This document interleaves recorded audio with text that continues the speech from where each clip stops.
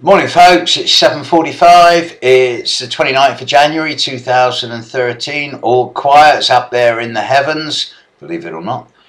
Brewing, but nothing dramatic happening. I'm looking at nutrition, I'm looking at astrology and nutrition. I'm probably going to get into trouble with this, but it needs to be said. When I was a kid, there was no diabetes, or if there was, it was extremely rare. When I was a kid, there was no obese people. There's one or two podgy ones, but it was just minor fatness, it wasn't obesity.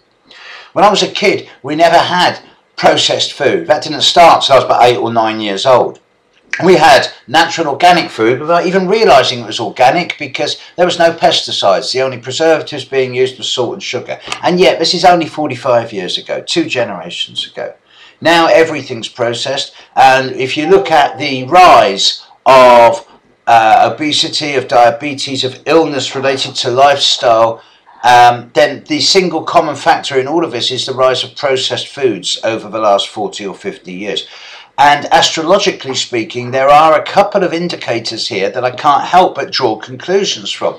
Now, I'm going to get into trouble with food councils and milk marketing board and things like this, but nevertheless, I know, 100% know, from my statistics, from building up the readings of thousands of people over 30 years, I've seen certain characteristics. Now, yesterday, for example, I did 4 or 5 readings yesterday, but 3 of them had Ceres, the asteroid Ceres, very strongly opposing either the sun or the moon.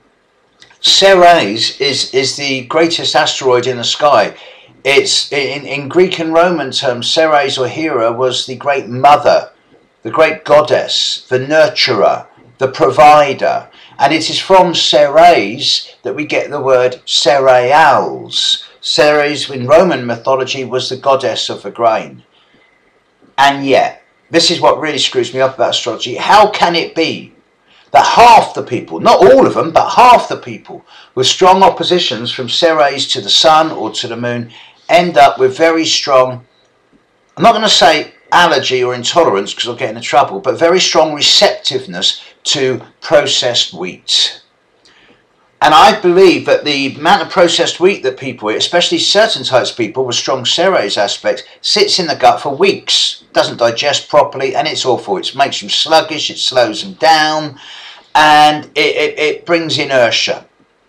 And I'm recommending a lot of people these days to either go for spelt, which is unprocessed wheat, or rye, or barley, or oats, or even better, rice and potatoes, but not processed wheat.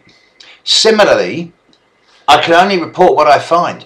I know that if I see people with the moon conjunct Neptune, or the moon opposite Neptune, or the moon square Neptune, and whilst of course there's connectations with this aspect and intuition and psychic skills, there's also a very strong correlation with the phlegmy stuff, the blocking stuff, the clogging stuff. When I see Moon Neptune contacts, I know that I'm going to be dealing with people who have a little bit of a propensity for getting blocked up or clogged up with flu or cold or asthma or something like that. And the single biggest thing I find is that if I advise these people to stay away from lactose, in 9 times out of 10, within a space of a month or 3, their health improves dramatically. This is not all dairy.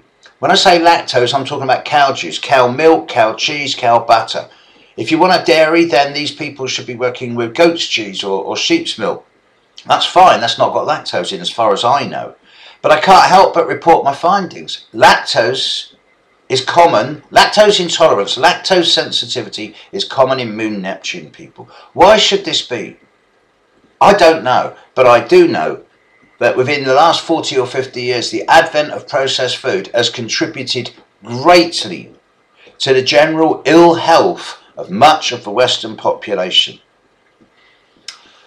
Bit morose today. I'll do a good one tonight. Catch you later. Bye.